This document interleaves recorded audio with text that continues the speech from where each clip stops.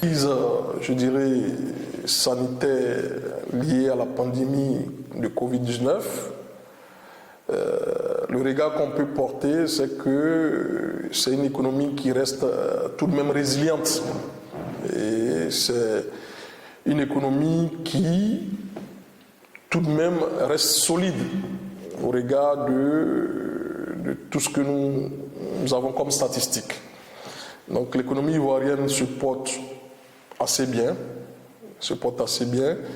Et la Côte d'Ivoire a de très bonnes dispositions dans tout ce qui est production. Je ne vous apprends rien. Elle a une position dominante dans la plupart des productions agricoles et de matières premières. Et ces productions attisent l'appétit de tous les groupes internationaux. Donc, et cela assure des ressources et des recettes pour l'État. Aujourd'hui, c'est une économie qui doit aller vers sa transformation. Et je pense que c'est ce qui est en cours.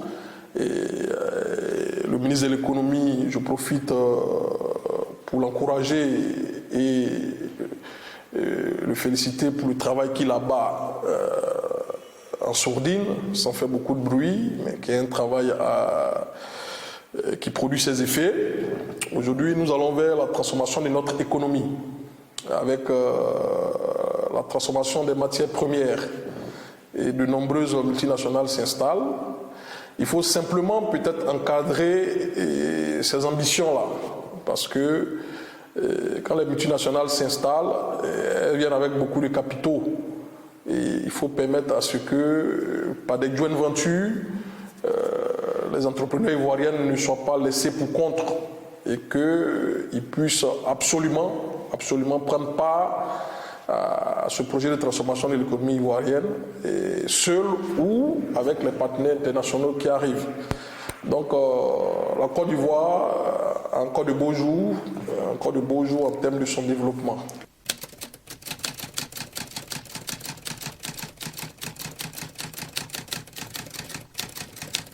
J'allais vous le dire tout de suite, mais revenez 10 ans en arrière et puis parcourez l'autoroute du Nord où vous sentez quand même une installation d'industrie dans ce qu'on appelle la nouvelle zone industrielle. Il faut reconnaître que les entreprises industrielles s'installent tant bien que mal. Et au niveau des réformes, l'État a pris de plus en plus de réformes pour encourager l'installation, notamment l'installation industrielle. On a les zones A, B et C qui permettent la défiscalisation de beaucoup de leurs actions. Et sur 5 ans, voire même plus, ces entreprises-là ont beaucoup de bénéfices en termes de leur fiscalité. Donc l'État a fait des efforts en termes de réforme et les effets sont visibles. Vous prenez la nouvelle zone industrielle, il y a énormément d'industries qui se sont installées et qui continuent de s'installer. Nous-mêmes, en tant que cabinet, nous avons accompagné l'installation de plusieurs entreprises depuis les études jusqu'à leur levée de fonds, à la mobilisation des ressources financières pour ces industries. Et on est bien placé pour vous le dire. On a de plus en plus de projets industriels à accompagner aujourd'hui, plus qu'hier. Donc ça veut dire qu'on le ressent aussi au plus profond de notre mission.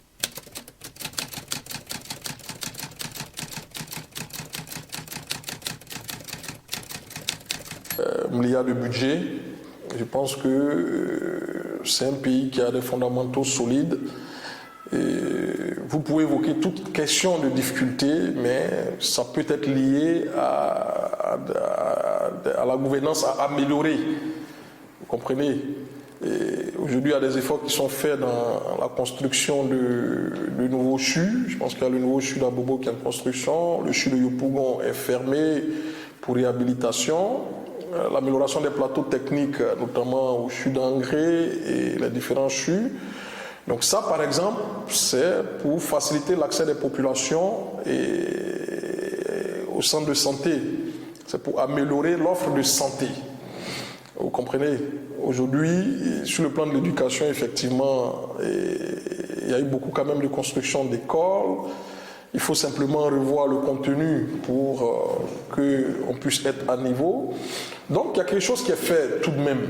Et après, on peut toujours évoquer les difficultés. Mais les difficultés sont principalement liées au choix de gouvernance. Vous comprenez? Sinon, la Côte d'Ivoire reste fondamentalement un pays qui peut faire la différence et puis qui peut continuer à faire sa différence de 40%. Et il faut simplement revoir la gouvernance à beaucoup de niveaux et pour qu'il y ait une meilleure répartition des ressources nationales entre tous les fils de ce pays.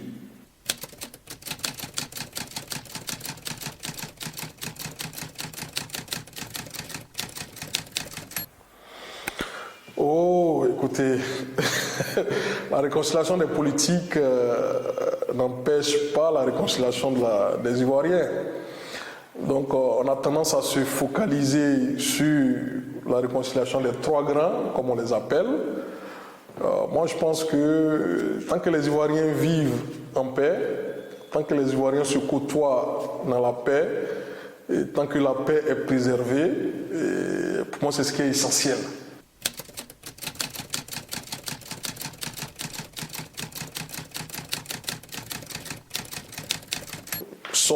Ils vont au travail, ils reviennent chez eux à la maison, ils vivent paisiblement. Nous encourageons effectivement ces trois grands à nous préserver cet état, c'est-à-dire cet état de paix. Rien ne prospère dans la guerre, rien ne prospère dans la tension politique. Donc, nous les encourageons à continuer à se parler et puis à donner cette paix-là aux Ivoiriens qui savent vivre en paix. Et le peuple de Côte d'Ivoire a une culture de paix. Vous savez, voilà pourquoi on a près de 26% d'étrangers sur le territoire. Donc, c'est un peuple qui sait s'ouvrir, c'est un peuple qui sait accepter les autres. Je pense que c'est la politique politicienne qui a souvent été mal interprétée ou a fait l'objet de manipulation. Sinon, le peuple ivoirien est un peuple de paix.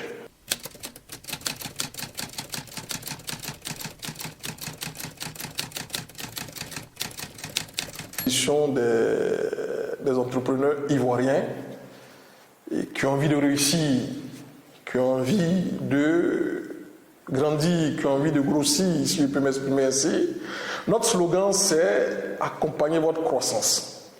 Accompagner votre croissance. Aujourd'hui, on a, bon signe d'ailleurs, on a de plus en plus d'Ivoiriens de la diaspora qui nous contactent et qui souhaiteraient qu'on les accompagne dans leur projet de développement. Vous savez que pendant longtemps, nous-mêmes on a été dans la diaspora et les gens de la diaspora ont souvent des difficultés pour investir en Côte d'Ivoire. Pourquoi? Parce que quand on investit dans nos pays, il faut qu'on ait souvent les yeux sur l'investissement. Autrement, ça tourne kazakh. On sait pourquoi, parce que le nez de la guerre attise souvent beaucoup de faiblesses. Donc aujourd'hui, la diaspora a un cabinet qui est là, managé par des personnes qui connaissent la diaspora et qui ont fait la diaspora, et qui connaissent leurs besoins. Donc je lance un appel aux gens de la diaspora qui veulent investir en Côte d'Ivoire parce qu'un peu comme des pays comme le Sénégal, la Côte d'Ivoire a besoin aussi de capter les ressources, l'épargne de nos compatriotes qui sont de la diaspora.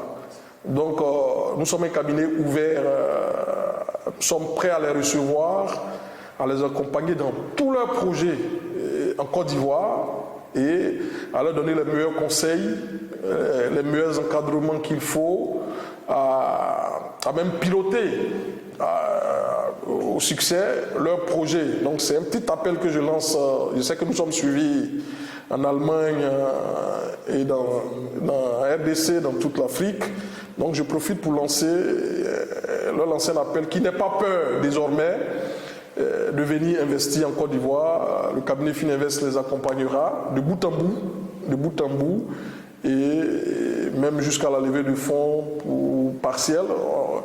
La demande commence à venir. On a eu récemment, ne serait-ce que ce mois, 4 contacts de gens de la diaspora qui ont des projets, certains de construction de polycliniques, d'autres de construction immobilière. Et donc ça commence à bouger au niveau de la diaspora. Nous les encourageons. Et pour mon mot de fin, que nous restons à la disposition de tous les porteurs de projets qui peuvent être des entreprises, donc des PME, comme des personnes physiques qui ont des projets importants. Et nous les montrerons la voie, nous les encadrerons jusqu'au bout. Nous étions avec M. Mamadou Touré de Yacht dans le cadre de la rubrique de l'invité de la rédaction d'Akondanews.net, et nous espérons que ce riche entretien vous servira et servira la nation ivoirienne. Je vous remercie.